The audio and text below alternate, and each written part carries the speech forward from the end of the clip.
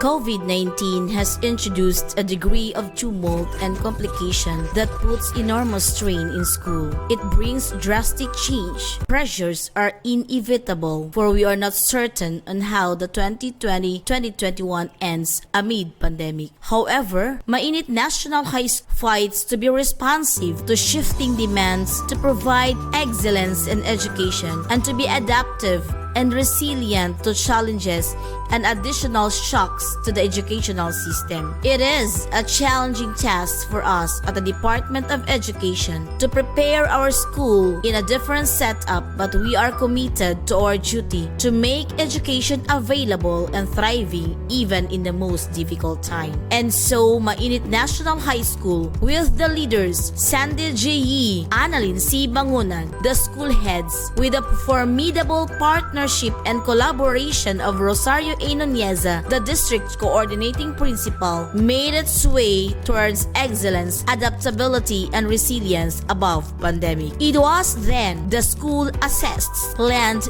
and acted, aiming to be adaptive to the current situation in the new educational platform and arena. Based on assessment, there was a need for teachers to be trained on utilizing newer platforms and innovative tools to aid the professional development. The upskilling and reskilling of teachers were taken into account too and were given intensive focus and attention. The journey became stiff as time went, as swift as a wind that touched the cheeks of a retirable teacher, a teacher in the century who dwelled through the traditional face-to-face modality, reluctant in manipulating computers, feels anxious whether she could still continue her service in providing quality education to the learners using the new platform in education. However, with a strong determination of Mainit National High School, intensive and rigid trainings for the teachers were done. The LAC Session of Mainit National High School for video lesson making as another tool to deliver learning aside from printed modules were conducted